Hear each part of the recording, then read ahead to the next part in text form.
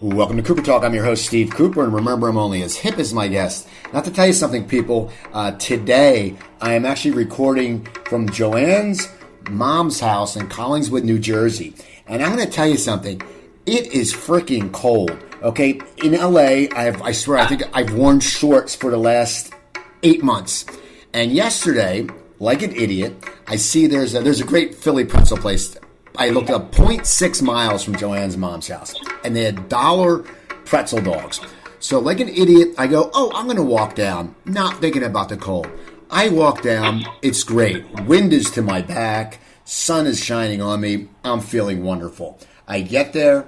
Perfect. I get my food. I start walking back, and then I walk into the wind. Now, I grew up back east, but since I've lived in California for 20 years, I have basically lost all my cold weather availability. So basically, I froze my ass off, and I complained, and I cried, and my feet were cold, and I'm sitting there going, you know what? Maybe next year, her mom should come visit us on Thanksgiving, and we should just come back and visit in the summer or maybe in September. Anyway, we have a great show, and I believe my guest is in Iowa, and he's probably dealing with a cold. My guest is Gary Kroeger. How you doing, Gary? Hey, that's good. Yeah, I'm dealing with the cold. It's 38 degrees, and that's actually considered fairly warm for this time of year. Now, here's what killed me was, and when you live, because you lived in LA, and when you live in LA, you know, there's three words you never ever deal with, and that's called wind chill factor. And out here, it's unbelievable. I forget how cold it gets. Now, how do you deal with the cold? Is it windy in Iowa? Oh, yeah. Look, there are no trees or mountains between here and the Arctic. So we get any polar vortex just sweeps through here like a wedding party. You know, I mean, it's just, we get a lot of wind. And the wind chill factor isn't just some sort of 21st century sissy quality. It's the real feel of the air. So before wind chill factor considerations, people say, it's 0 degrees, it's cold. But in reality, their skin with wind chill could be, I have experienced 100 degrees below zero when considering the wind chill factor. Now, how do you go out in that? Wouldn't your face just freeze? I mean, I grew up in that. I felt minus 10, minus 15, but minus 100. Yeah. What can possibly get you to get out of the house? I don't care if you had like an inauguration. I am not going anywhere if it's minus 100. Well, trust me, anywhere from minus 30 on down is pretty unlivable. Now, you do it because you have no choice. If you decide not to, that means you don't work from December to March. Right. You simply have to deal with it. But you'll turn on the radio, and you will hear, ladies and gentlemen, the wind chill factor is 36 degrees below zero. Caution, if your skin is exposed for more than 10 minutes, you could suffer frostbite. So you learn to warm up your car, get in your car, go to where you're going, race to the door, sit down, go to work, go to dinner, race back to your car. You just learn to do it. That's so funny. It's funny because, like, to me today, I'm looking out the window here where I'm at, and I'm like, you know what? I don't even want to go out, but I'm visiting and I want to do stuff, but I'm like, I don't feel like putting on a jacket and a sweater and dealing with it. So that's just we'll take it as the day comes. Now you grew up in Iowa. Now as yes, I did. As a kid, were you a creative kid? How did you go into this whole path that you end up in the entertainment world, and then you're interested in politics? What kind of kid were you? Were you a precocious kid, or were you a funny kid? And was your household an entertaining? Was there influences of entertainment there? Well, all good questions, and I have a very clear answer for you. No, I wasn't the precocious kid, but I was a funny kid. I grew up in a family with a school teacher, an engineer, a mathematician, and a nuclear physicist. All right? So there was a need for someone to be funny at the dinner table. Right. I mean, funny, but it's true. I sort of filled in a need in the family. Otherwise, it was pretty sober. So I was always kind of funny. I was the jokester at school, but I was the jokester that the teachers liked when I was having fun, as opposed to the kid in the corner with the dunce cap. Right. So maybe a little bit sociopathic, as I had this need to be loved. But I always liked the positive side of comedy. I always liked being on the side, the kind of Jerry Seinfeld, where you don't have to, wade in the toilet. You can actually find the funny side of life from the positive, crazy experiences that we have. That's always been kind of my template, by how to navigate this world. So you do that as a kid. Now, when you were a kid and when you were getting older and getting into junior high and high school, what were your aspirations? Did you sit there? Because I know you went to Northwestern, I believe, and which is a great school. What was your major, and when did you decide what you were going to major in? Well, first of all, when it's 100 degrees between below zero, you spend a lot of time inside talking into your reel-to-reel microphone with funny voices. Seriously, you learn to do things when you don't have a lot of things around you. It's no surprise that David Letterman and Johnny Carson and there's a whole world of clever, funny people that come out of the Midwest. Part of it is you're dealing with the elements, you're dealing with solitude, because you know what, you can't go to the ballpark every day of the year. And so I watched a lot of TV as a little kid. I wanted to be Andy Griffith or Dick Van Dyke or Red Skelton. Those were my professional role models. And so when I got to high school, I did every play and music contest and speech contest. And in the Midwest, Northwestern is our Harvard of entertainment, if you will.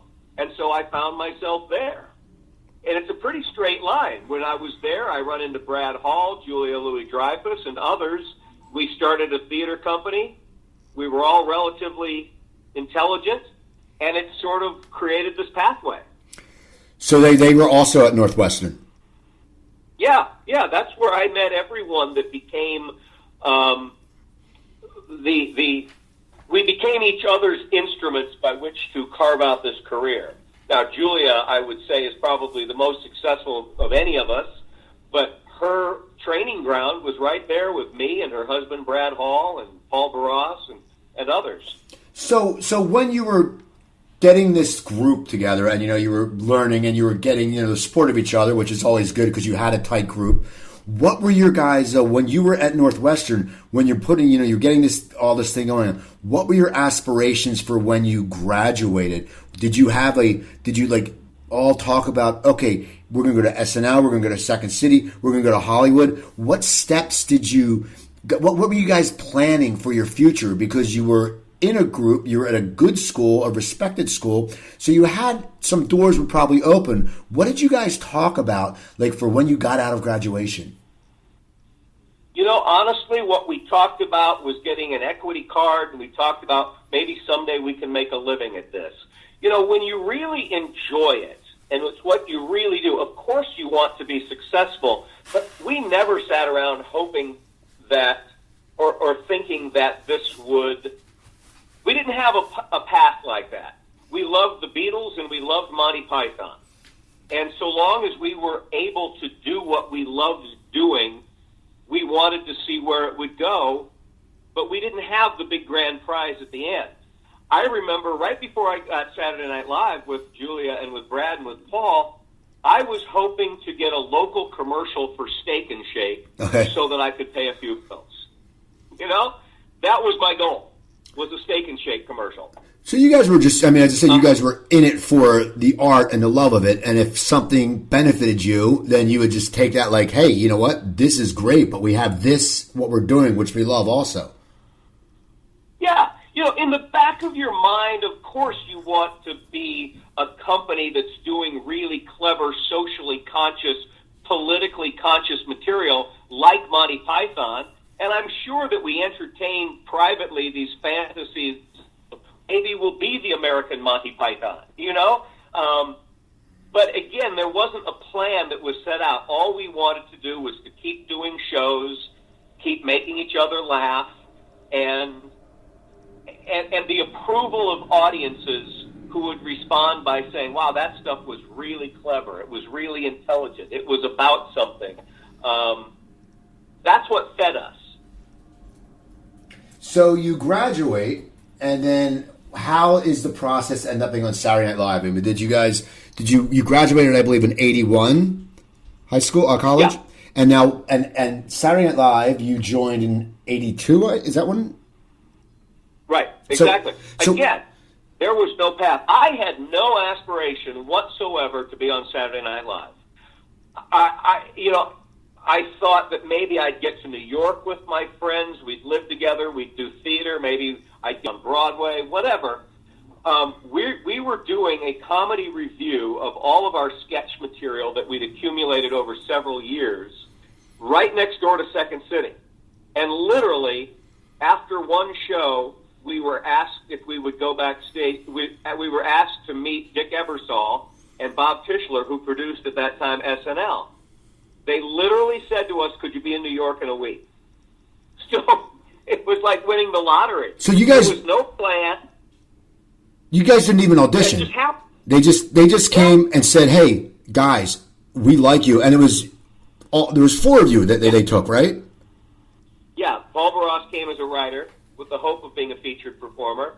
Yeah, now that's the fairy tale part of the story, and it's a wonderful story. Now, the truth is, and Julia will say this too, the SNL experience was rough on us. Because once we got there, we were sort of personas non gratas. We weren't really embraced by the others initially. We were seen as threats. The writers didn't welcome us, and the producers didn't really help us or encourage us. Over time, we developed great friendships, Tim Kazurinsky, Mary Gross, Robin Duke, and I'm very friendly with Joe Piscopo still and everybody. But at the time, we got there and we felt that our feet were nailed to the floor. We weren't really allowed to keep creating the kind of comedy that got us there. So I know that everybody was very frustrated.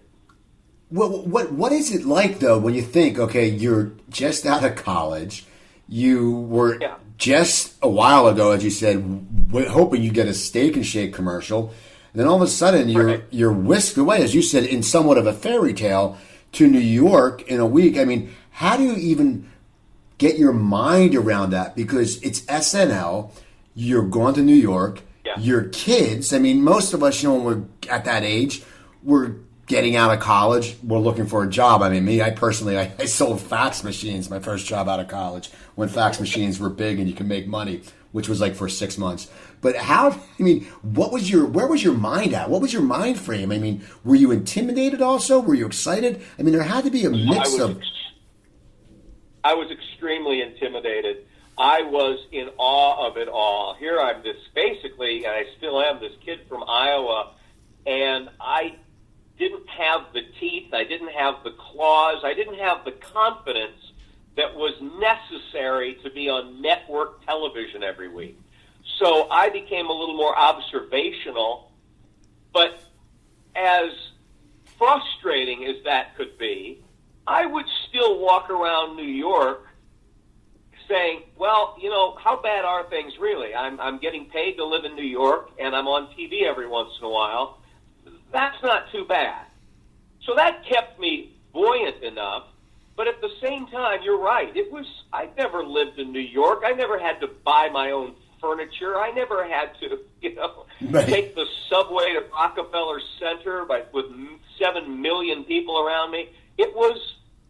I'm not really sure how we navigated that. I couldn't have done it without Paul, my friends. I couldn't have done it without them. Now, when you first hit that stage on your first show and your live appearance to SNL, and a ton of people are watching you, what was going through your head when you sat there? Was it like, wow, this is this is amazing, or Yeah. you're like, wow, am I going to screw up? Because, when you perform, when I used to do stand-up comedy, I used to worry when I go to a show. I'd be like, well, are there going to be people there? And if there are people there, are they going to think I'm funny? And then after you do it for a while, you get over that and you go, okay, well, there's going to be people, and if not, I'll just make them laugh. What was going through your mind that first night you're on stage and you're on SNL, which for, what you did in college, it's the Mecca, it's the homeland. What was it like for you the first night when you got featured, and did you tell everybody to watch, and what was the reactions to you? Yeah. Yeah, you tell everybody to watch, and everybody's going to watch anyway. And not only your friends, but you're a little bit of a story when you're plucked as these, little green sprouts out of Chicago, and suddenly a couple weeks later you're on SNL. All eyes were on us. I remember the moment vividly because Brad and I are playing two effeminate art critics at a Eddie Murphy. He had a character that was a real street guy, and the erudite upper crust of New York loved his stuff no matter what it was. You probably remember the character. And it was the first sketch on the first show. Chevy Chase is the guest host. And Brad and I were I think we were the first shot. And we knew as soon as that red light was on that camera, and there was no time delay, that 12 million eyeballs, or 20 million, whatever it was, 20 million eyeballs would see us in real time. And I remember thinking, the countdown, 5, 4, and it was mind-blowing. You are doing just what you said, going, oh, I hope I remember my one line. I hope that I'm not offensive. I hope that all of these things.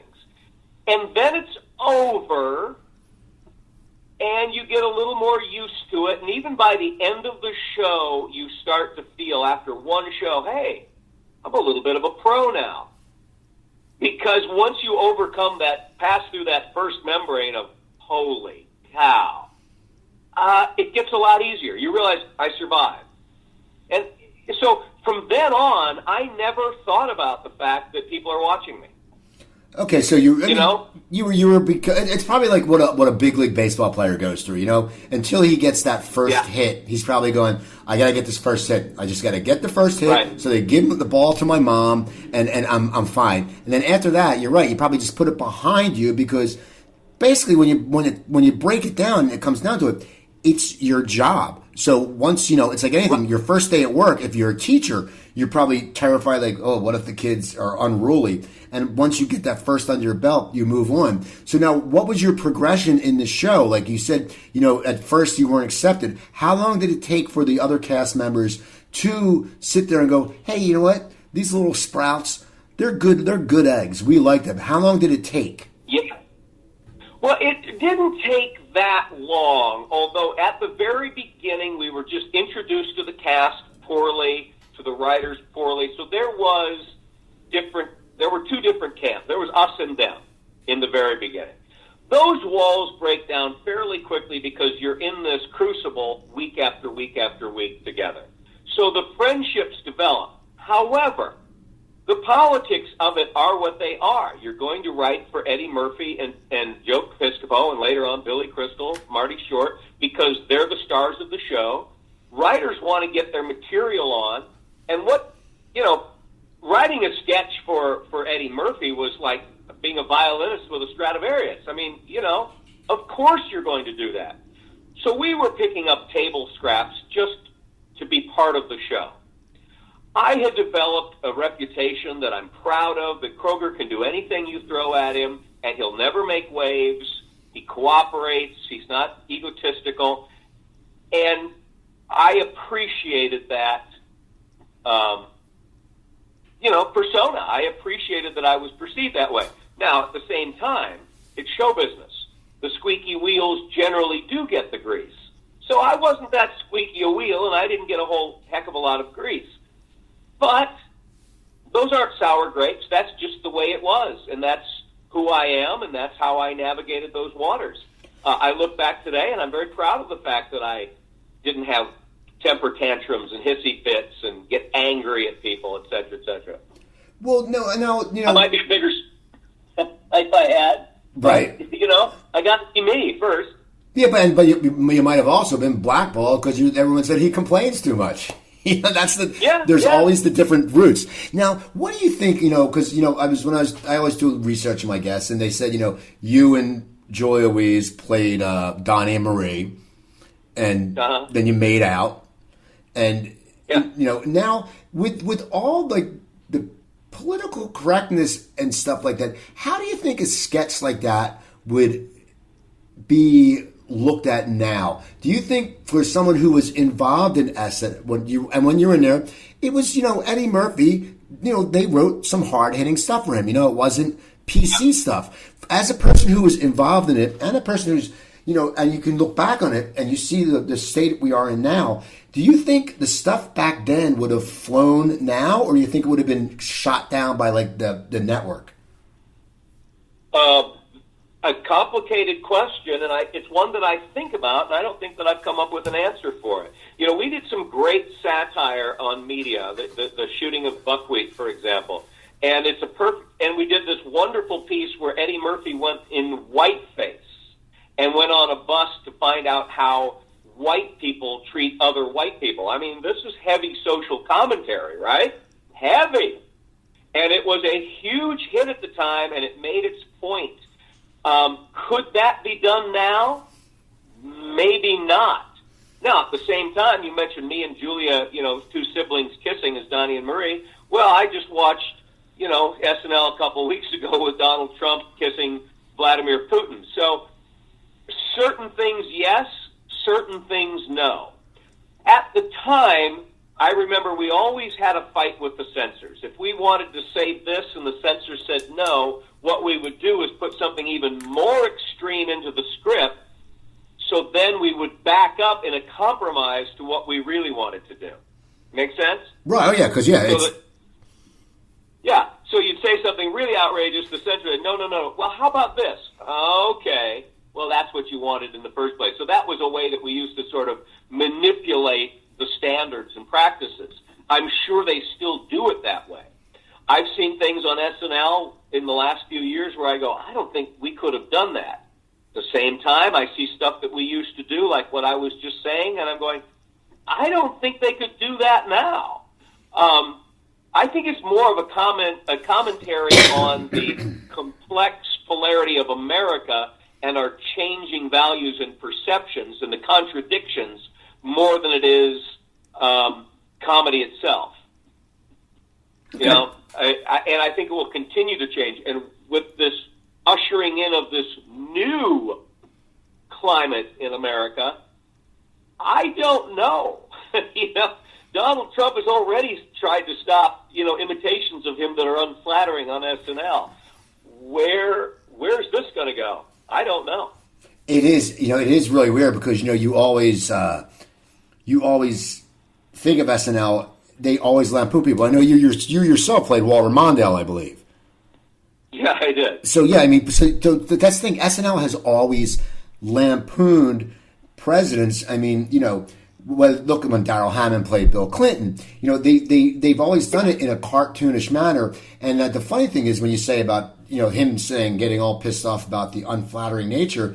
Well, most of the time, their people it's unflattering nature. I remember years ago when Perot was running and he had his, I forget his vice president candidate, but my mom would laugh because Phil Hartman played him just like a complete nutbag. And no one got upset because that's what SNL does. That's what I laugh about. It's right. Like it's a parody show. It's satire. And that's what's funny with the climate now. It's like you can't sit there and change a show just because you're a president-elect saying, wait, they're making me look funny. But you need to look at yourself in the mirror and go, well, your hair's a little crazy and you have a really bad tan. Yeah, right.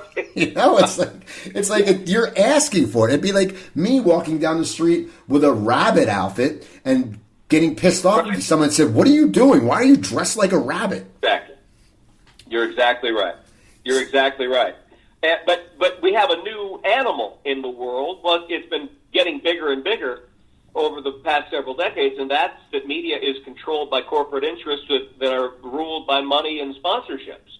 So even though I know Lorne Michaels would never kowtow, would never bend to say, oh, well, we won't do that if it offends you, Mr. Trump.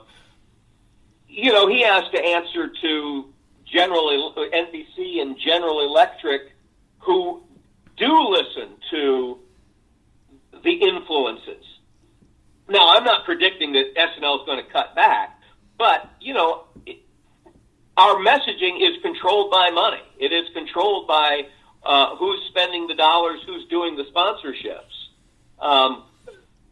Free speech is always under duress in today's world. So we'll see where this happens, where this goes. I don't know. It is going to be crazy. Now, when your last year at SNL, did you guys know there was going to be a changing of the guard? Were you prepared for it, or what happens, and what does that do to a young? Because as I said, you guys were still young. What does that do to a young actor's psyche? Even though you were glad to be in the game, as you said, you plus get used to something. I mean, what was that like, and what do you psychologically go through? I mean, what happened when Lorne came back? Is that what happened, and he decided to change the guard? Well, I have an interesting. I was let go after my first year. Now, people don't really know that. But I just didn't make any of a splash. And that your head's on the line. It's like being an athlete. If you don't perform, you might not get traded, just get fired. And I was let go. Brad Hall really stood up for me heroically, saying, you never gave this guy a chance. So I was brought back for considerably less money, but happy to come back, and I made much more of a splash the next year, and they renewed my contract. But they didn't renew some other contracts, and they hired Billy Crystal and Marty Short and Chris Guest. Now, that year was a fabulous year, and I was part of it. Julia was part of it. But those guys, Marty, Billy, Chris, they only wanted to do it for 1 year. They did not want to be the new cast of Saturday Night Live. They just wanted to do it for a year. So they all quit. Well, once your stars had quit the show and Dick Ebersol wasn't interested anymore either, the show was over. SNL was over in 1985. Lorne Michaels was either coaxed back or said, I will start the show over again if you let me start from square one, like I did the first time. The network said yes, and so there was a new show that fall. So it seems like it's continuous. Nope. SNL was over in 85. Lorne came back and started over and cleaned house. So I was, out of a job because I was not part of Lorne's, I was part of Dick Ebersol's era. I was part of the show that was now over. So, my early experiences in show business really were up and down. It was like, holy cow, there is no security here whatsoever. This isn't like my dad who put on a necktie and went to work. This is going to be a topsy-turvy life. Well, so when I moved to L.A. right after that, I was prepared for what the reality was. You're always looking for work. You're always picking yourself up by the bootstraps. That's just the way it is. Now, when you moved to LA, I always wonder where I always ask my guests because I know where I first lived in LA. And you had some money because you were working. Where did you choose to live in LA? And was it basically your first time in LA? And then what area did you live in when you first moved there? It's great. I'd been there to visit. I'd audition for things. When you're on SNL, they'll bring you out during the summer, and I auditioned for the classic Ski School movie. Okay. Those little stupid, sub-level movies that are always around.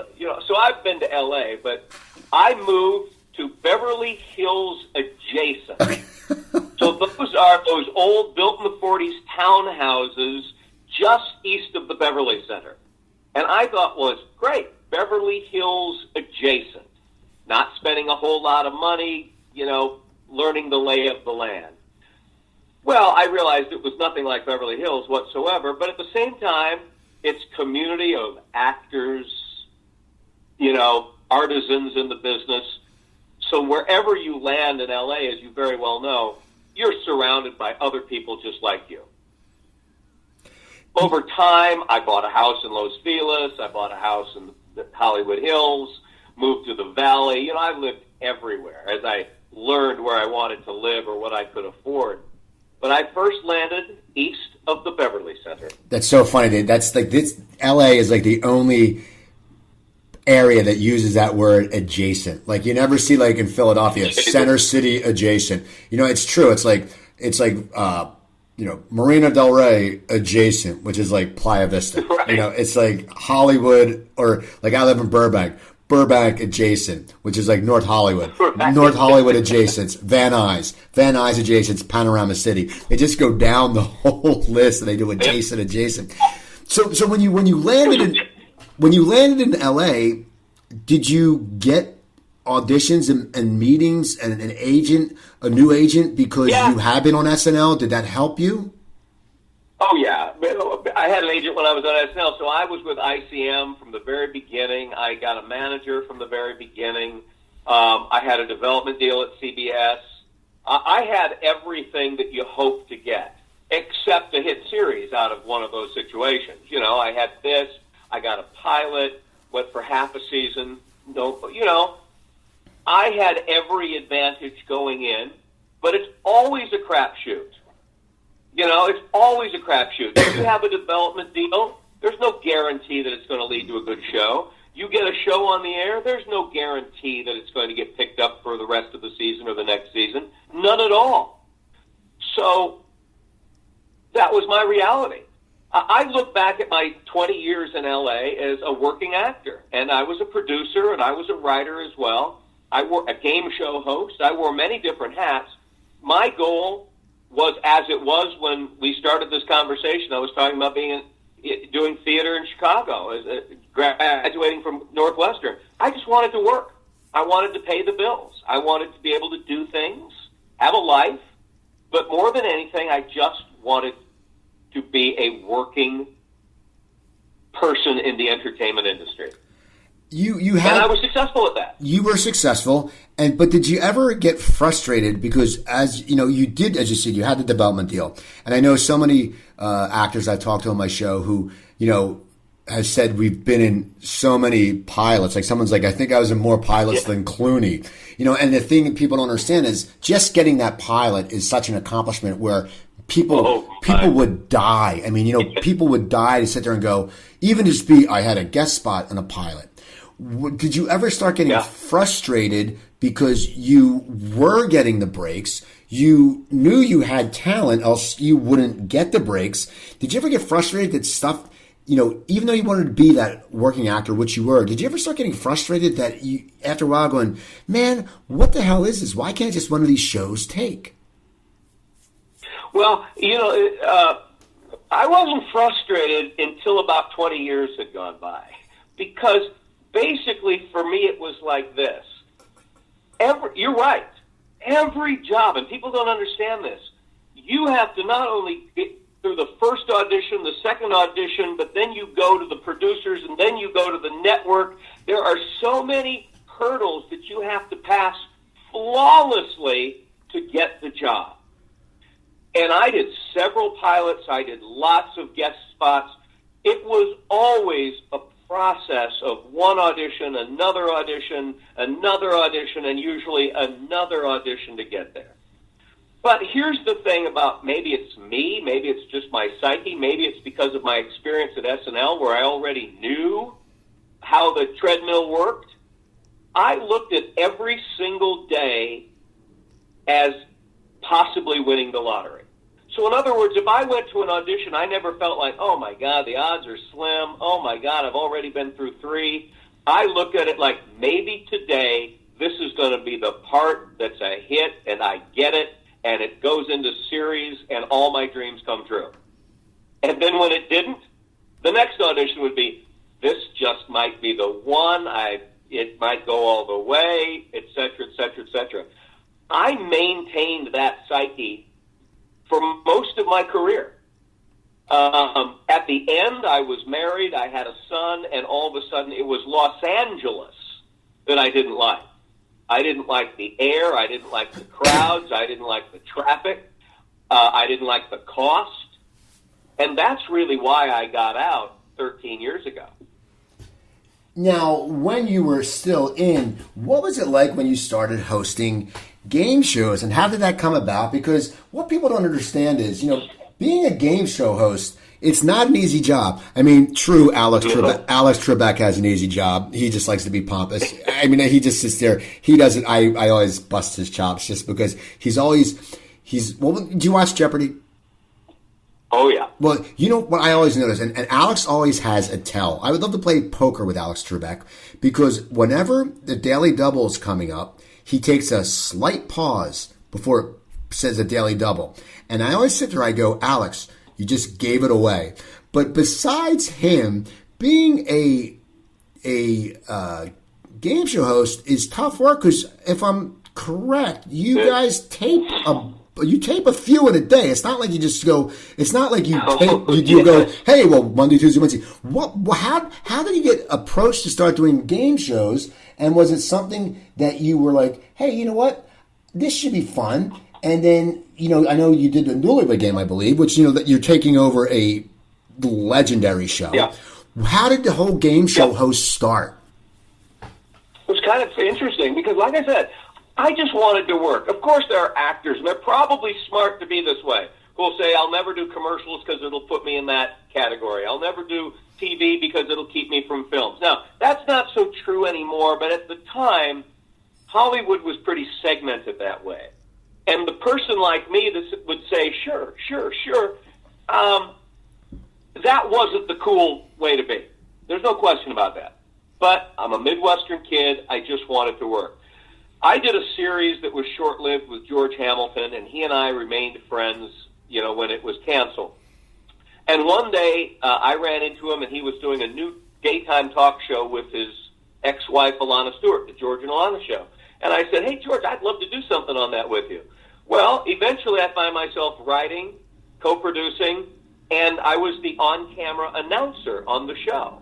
And we did it for a season, and the company, Reicher Entertainment, that produced it, really liked me. I was funny, great repartee, had a good on-camera presence. Obviously, I've had plenty of experience. And they asked me if I would consider the Newlywed Game, because they're doing a new version of it. So I did a few tests for it. They liked what they saw. They offered it to me. And I did a season of the new Newlywed Game. That led to Beat the Clock.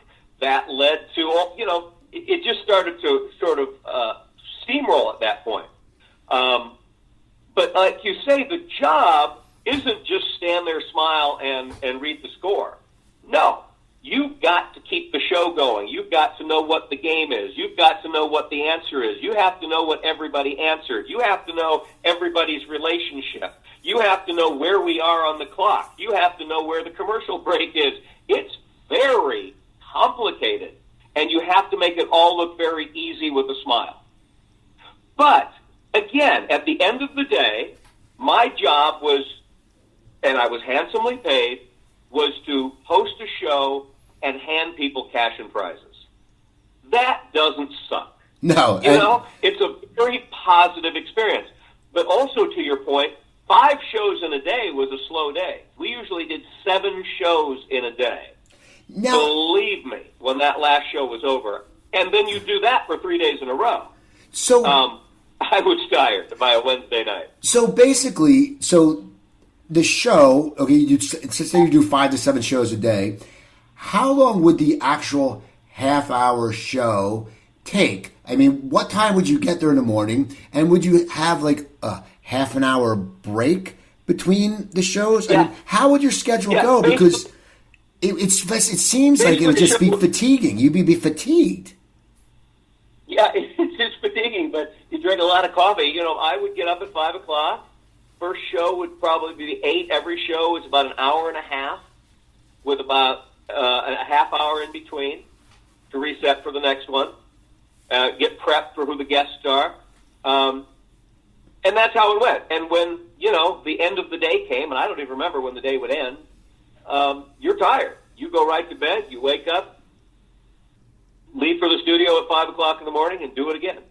Now, it's hard work. It's hard work. Yeah, it would. And plus, what people don't understand is just besides standing, and hosting like that, just the mental fatigue for Yeah. the fact that, what if you sit there and if you felt off sync for one show, and then you probably have to sit there and go, oh God, I got to do 5 more of these. I mean, did you ever just have days where you're just like, oh my God, I can't do this? Well, the neat thing about game shows is that it's a constant restart. You're always fine. If the last segment failed, you've got the next segment to succeed. So there are all these opportunities to just dig down deep and jumpstart the engine again. My biggest thing after 7 shows and then 7 shows is you start to lose your voice. You just start to sound strained. So I would be drinking tea with a shot of bourbon and honey and lemon all day long. I think I kept my energy up from running to the bathroom so much. And now, I want to just quick questions as I looked at your IMDb page and stuff like that. What was it like? And it was a small part, but what was it like to work with Christopher Guest in The Big Picture? Which The Big Picture is a movie I really enjoyed. Yeah. Go ahead. No, did you know, like, when you worked that one season with Chris, where you were on a season with Chris, right? On SNL? What? Did you know, like, that he would just end up becoming, like, this genius director? Because his movies are so amazing. I mean, did you know that when you worked with him? I had an inkling because, he'd already done Spinal Tap. Now, even though he didn't direct that film, his reputation was already out there as one of the cleverest at creating characters, ideas, concepts. He had quite a reputation already.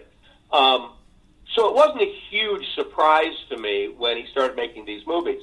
He literally asked me if I would play this small role on The Big Picture, and it was scripted, but he allowed for improvisation. And even though I only worked one day, it's a very memorable little scene where I'm one of these studio executives criticizing Kevin Bacon's script. And, it's just one of those things where he gives you the script. Of course it's good, but then he lets the actors very freely, J.T. Walsh was in the scene, freely explore the scene. So I really, really enjoyed it. That's his process, is to really allow actors to own the material. Now, so you did that, and you were in TV, you were in SNL, you were doing the game shows, and also in a point of your career, you were on Dilbert as a voiceover. How did you get into the voice world? I mean, it's like you've done, as you said, you've done everything. You're like a utility infielder in baseball. It's like, hey, he can play second base. Hey, we need a pitcher in the 9th inning because we're out of all these pitchers. Oh, let Gary go throw. He can probably throw a slider, but it'll be all right. How did you get into the voice thing? Well, that's exactly what I was called. I was called the utility infielder. Lots of people in the business considered me that way, including people like Chris Guest. Hey, call up Kroger. Ask him to do Robert Mitchum. He can do it. Even if he doesn't know how to do it, he'll figure out how to do it. I had that reputation. It's, I think, what sustained me. One of the things that happen when you have an agent and when you have a manager is if you're willing to try everything, they will send you out on everything. So I went out for myriad commercials, TV shows, movies, and voiceover auditions. Well, I have a pretty flexible voice, and so I was well received in the voiceover community. I've done a lot of announce jobs. I've done a lot of narrations. And then I just sort of fell into cartoon voices. And Dilbert was one of those examples where I did that for a season, and I was the utility infielder voice. Like, well, who's going to do that? Well, some sort of Prussian spy. Give it to Kroger. There was another actor in there. His name's Tom Kinney. Yeah, SpongeBob. And Tom's one of the brilliant utility men as well. And Tom comes in with some sketches of a new cartoon. He says, yeah, they're asking me to do this voice for this character called SpongeBob SquarePants. And I'm looking at the pictures and going, yeah, what's he going to sound like? And he did the voice.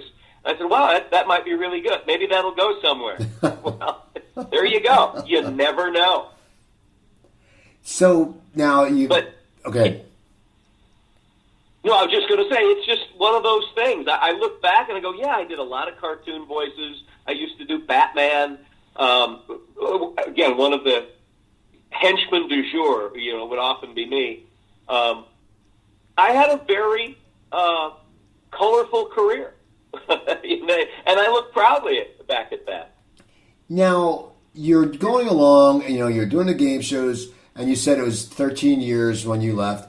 What was the final factor? Why do you think you started hating LA? Were you just frustrated because you had success? You made, as you said, you made a good living. And then didn't you own a restaurant too at some point? Yeah.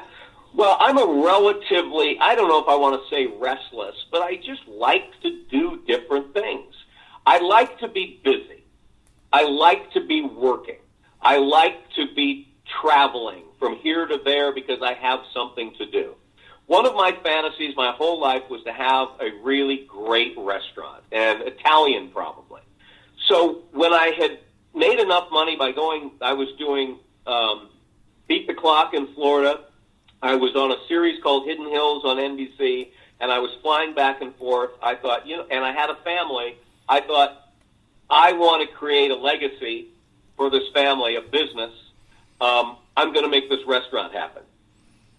So I started doing that too, and it was very crazy, and it put a lot of pressure on who is now my ex-wife to run this stuff while I was flying to Florida and back and forth. But again, the restaurant business is another form of entertainment. I just felt like I had my own variety show every night, and the people who would come in, that's my audience, and we would give them a great experience. So I looked at that as a theatrical production. I was very busy in the late 90s, early 2000s. Now, why would I leave all that when I was working so hard? Well, I had a kid, and I just didn't like the environment of Los Angeles to raise my kid. I wanted him to be raised the way I was, with wide open spaces and occasional cold weather and building snow forts,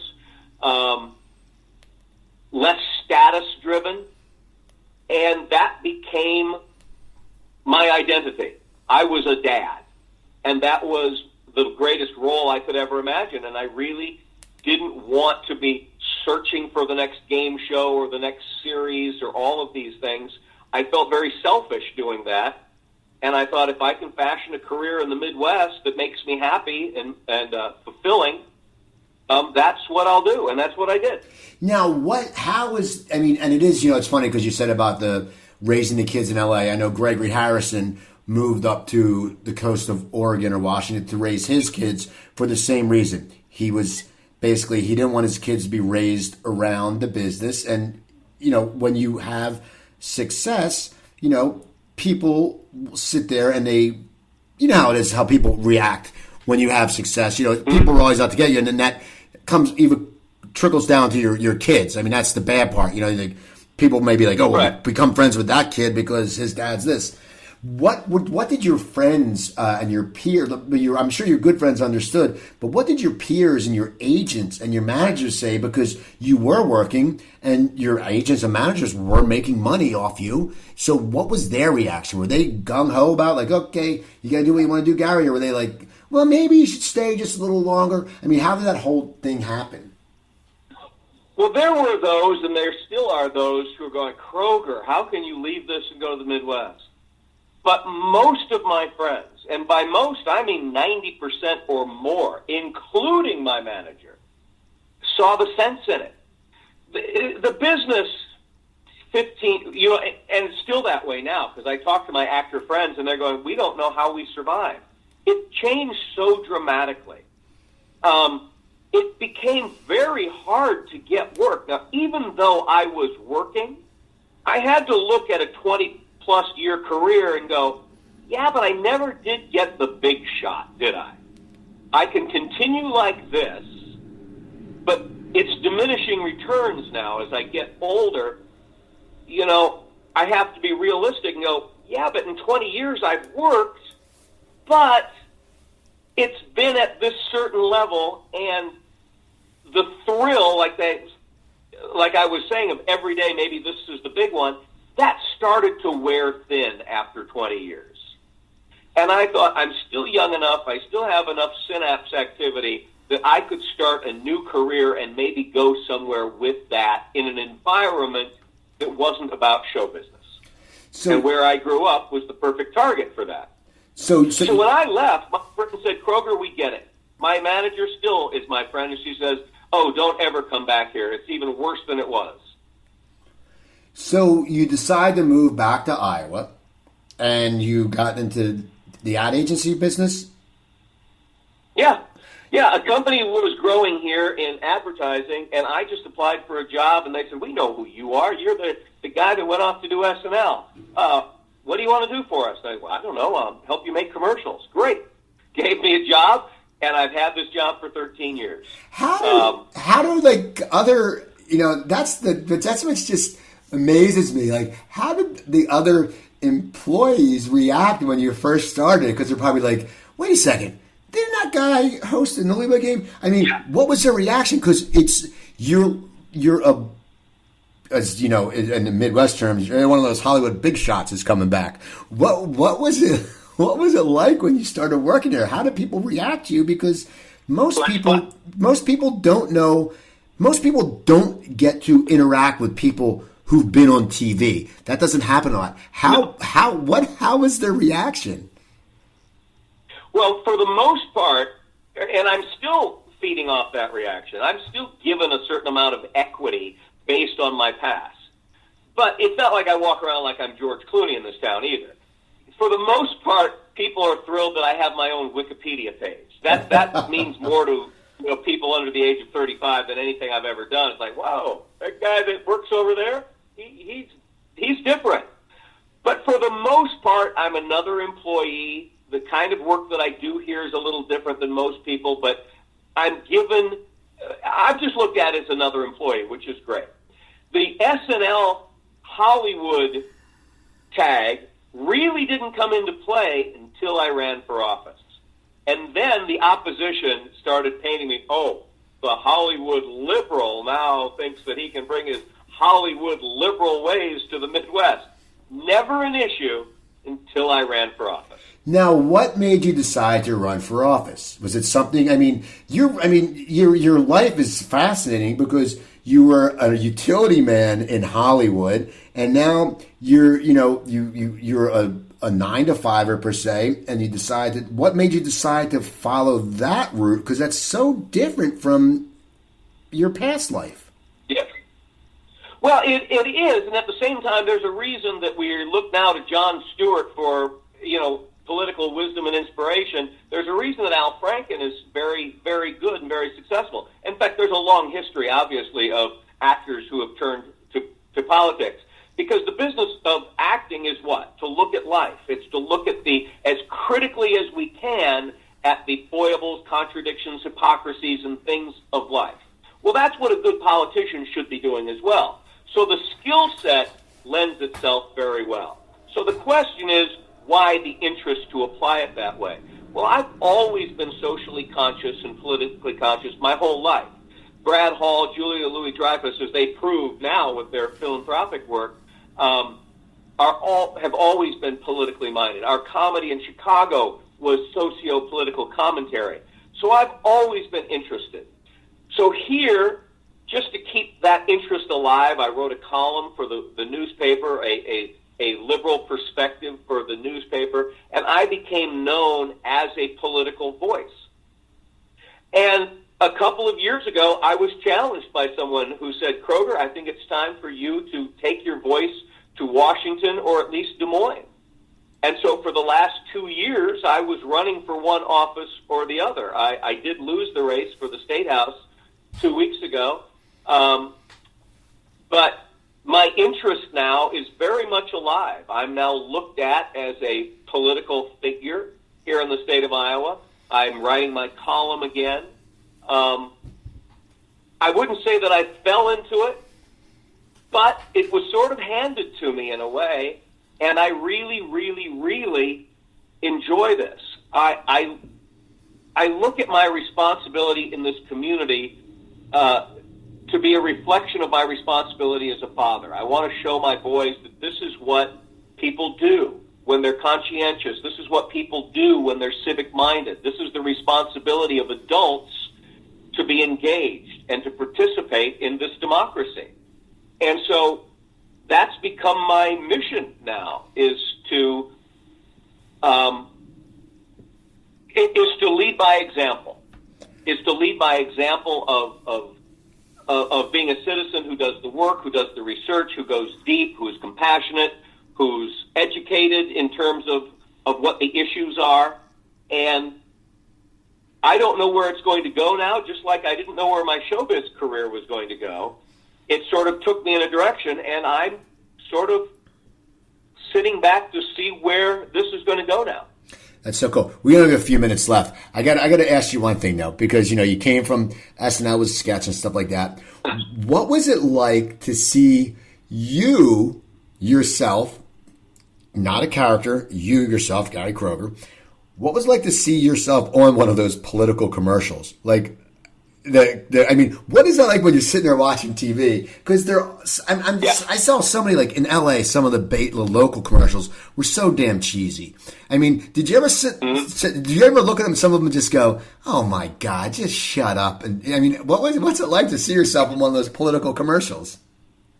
Well, that's a great question too, because I made two very low budget but my own very sincere commercials. One with my kids, another with some local people, endorsing me. And my commercials were very simple, and I would watch them and I go, well, that's Gary, that's me, and I'm not being funny.